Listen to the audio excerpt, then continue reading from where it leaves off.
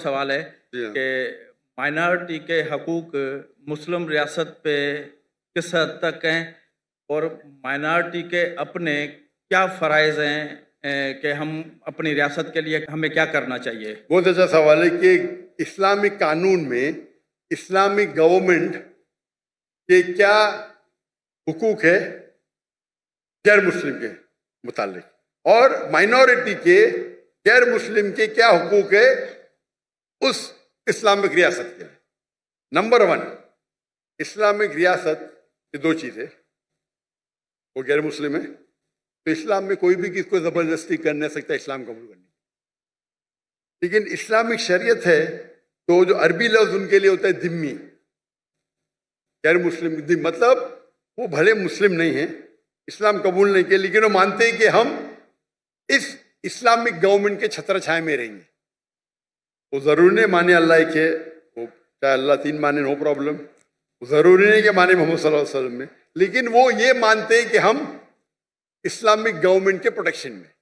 तो जब वो प्रोटेक्शन में मानते हैं तो रूल है कि उनको बाकी चीज नहीं, लेकिन एक होता है जिजिया टैक्स, बहुत कम होता है आज की तारीख में, कपल ऑफ $100, ज्यादा नहीं। आज जो इनकम टैक्स बढ़ते हैं वो जिजिया टैक्स से कई गुना ज्यादा है। तो जिजिया टैक्स मतलब आप मानते हैं कि आप अंडर प्रोटेक्शन है इस्लामिक लॉ में, तो आप एक बार प्रोटेक्शन में आ गए तो कोई भी आपको परेशान करे तो वो इस्लामिक हुकुम, इस्लामिक गवर्नमेंट का ड्यूटी है कि आपको प्रोटेक्ट करे।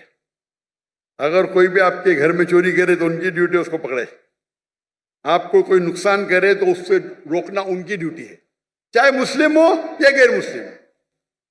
और मिसाल है हज़रत उमर रज़ियल्लाहु अन्हु की, जब वो खलीफा थे तो 10 मुसलमान एक यहूदी लड़की को मारते, कत्ल करते, 10 के 10 को पेनल्टी कत्ल। मुसलमान थे, यहूदी लड़की को मारते हैं, कत्ल करते, मुस्लिम 10 मुसलमान यहूदी लड़की कत्ल करते, नाजायज था, सारों को सजाए मौत। ये इस्लाम का कानून है। तो जिस तरीके से बाकी मुसलमान को प्रोटेक्ट होता है, हर गैर मुस्लिम को ज्यादा, क्योंकि इज्जत का सवाल है, ज्यादा होता है। क्यों? क्योंकि आप हमारे अंडर प्रोटेक्शन में हैं, और अगर जंग होती है वो मुस्लिम मुल्क के दूसरे के साथ, आपको जंग में आने की जरूरत नहीं। बाकी मुसलमान चाहे डॉक्टर हो, चाहे इंजीनियर हो, चाहे करोड़पति हो, अगर खलीफा ने कहा आपको जंग में हिस्सा लेना है तो लेना लाजिम है, उनके लिए कोई एस्केप नहीं है। लेकिन गैर मुसलमान के लिए वो अपने घर पे सुकून से रह सकते, दे विल बी प्रोटेक्टेड। तो आप कंपेयर करो, आप इतना इनकम टैक्स देते आम शहर में, फिर भी प्रॉब्लम होता है, यहाँ जिजिया दो, मानो यू आर वेल। इसीलिए आप हिस्ट्री देखेंगे, सहाबा के दौर, खुलफा राशिदीन के दौर, गैर मुस्लिम चाहते थे, इनवाइट करते थे गैर मुस्लिम, यहाँ आके भाई हमारे राज्य को निकालो, आप आके रूल करो। खत लिखते थे हमारे खलीफा को, आप यहाँ आओ।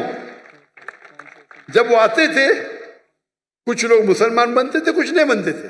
जो लोग मुसलमान नहीं बनते थे वो भी लेकिन सुकून की नींद होते थे। तो इस्लाम जो स्प्रेड हुआ, ये हमेशा जो हिस्ट्री में बता तलवार तलवार, ठीक कुछ तलवार हुए, ऐसा नहीं कि नहीं हुए, लेकिन अक्सर जो फैला वो अमन के साथ फैला। हमारे ताजिर जाते थे, उनको दिन अच्छा लगा, मान लिए।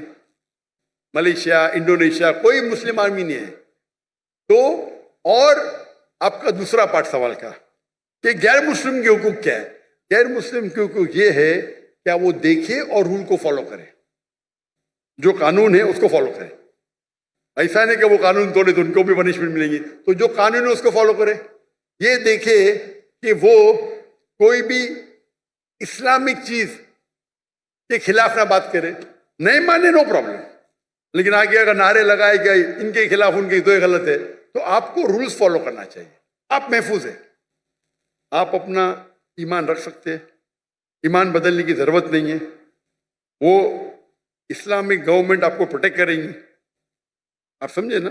तो मुझे पता है कि जब बांग्लादेश में लास्ट मंथ कुछ मुसलमान हिंदू टेम्पल को अटैक किए और बांग्लादेश में मेरी बहुत फॉलोइंग है, तो इमीडिएटली मैंने मैसेज दिया कि हिंदू टेम्पल को अटैक करना गलत है। कोई भी प्लेस ऑफ वर्शिप, चाहे गुरुद्वार हो, चाहे मंदिर हो, चाहे चर्च हो, चाहे यहूद का हो, अटैक नहीं कर सकते। अगर सिर्फ फितना या कुछ कर रहे तो अलग बात है, लेकिन आमतौर पे अगर कोई भी प्लेसेस ऑफ वर्शिप है वो इस्लामिक मुल्क में महफूज है, महफूज है। तो ये इस्लामिक कानून है, आप समझे ना। तो इन आप जितने भी रिलीजन देखेंगे, आप पास्ट में देखो क्रूसेडर्स ने क्या किए, कितने लोग का कत्ल किए। तो आप इस्लामिक देखेंगे, कुछ लोग अच्छे मुस्लिम नहीं थे, लाइक मोहम्मद बिन गजनवी, उनने काफी टेंपल को लूटा, लेकिन मस्जिद को भी लूटा। वो लुटेरा था, मुस्लिम नहीं था, वो डाकू था, मुस्लिम नहीं था। आप समझे ना।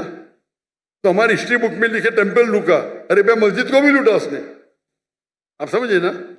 तो हमारे पास बैड एपल्स भी है, लेकिन नहीं तो आप तारीख पर पढ़ेंगे तो मुस्लिम रूल में सब लोग खुश थे। आपको पता है जब मुगल ने इंडिया को रूल किया, मुगल ने जब इंडिया को रूल किया, इंडिया को कहते थे सोने की चिड़िया, और पाकिस्तान भी इंडिया के साथ था, एक देश था, बराबर। 800 साल, 1000 साल जब मुगल ने उन्हें आके रूल किए, उनने इंडिया को बढ़ाया, अमीर बनाया। दुनिया का 25% जीडीपी सिर्फ हिंदुस्तान था, एक शहर, पॉपुलेशन भी कम थी। जब ब्रिटिशर्स आए क्या किए, लूटे इंडिया की शहर, पूरी दौलत को लेके गए, कोहिनूर हीरा लेके। मुगल जब आए तो इंडिया को अपना घर बनाए, हिंदू के साथ भाईचारा था, कंट्री इकोनॉमी बढ़ी, सब लोग पावरफुल थे। जब ब्रिटिशर्स आके लूटे तो ब्रिटिशर्स ने पूरी दौलत लेके गए, हमको गुलाम बनाए, हम तफर्रुक पैदा किए, डिवाइड एंड रूल। आज की गवर्नमेंट यूके को तारीफ करती है और मुस्लिम को गाली देती है। जिसने हिंदुस्तान शहर को इतना ऊपर किया उसको गाली देती है, और जिसने लूटा उसकी तारीफ करती है, उसकी चाटती है। इसके ऊपर एक हिंदू शशि तरूर, वो पहले मिनिस्टर था, मेरा दोस्त भी है माशाल्लाह, उसने किताब लिखी इंडिया अंडर ब्रिटिश रूल, ऐसे टॉपिक ऐसा कुछ था। और मैं साबित किया कि जो मुसलमान इंडिया में आए, इंडिया को अपना घर बनाए, इंडिया को दुनिया का सबसे ताकतवर मुल्क बनाए, सबसे रिचेस्ट मुल्क बनाए, ब्रिटिश ने लूट लिए, गरीब बना दिए एकदम।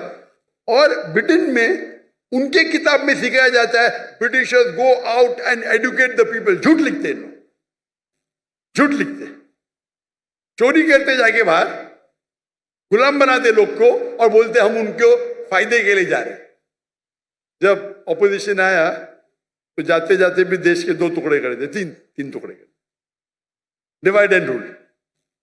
तो जो आपका सवाल है कि इस्लामिक लॉ के अंदर गैर मुस्लिम सबसे ज्यादा महफूज है, इंशाल्लाह आपसे भी इंशाल्लाह करूंगा। तो मेरे नजदीक तो आप मुसलमान हैं, जरूरी नहीं कि पब्लिक के सामने बोलना, लेकिन बोलेंगे तो इंशाल्लाह अमल और अच्छी तरीके से कर सकेंगे, तो उसका इंतजार करूंगा मैं इंशाल्लाह। जज़ाकल्लाह, शुक्र।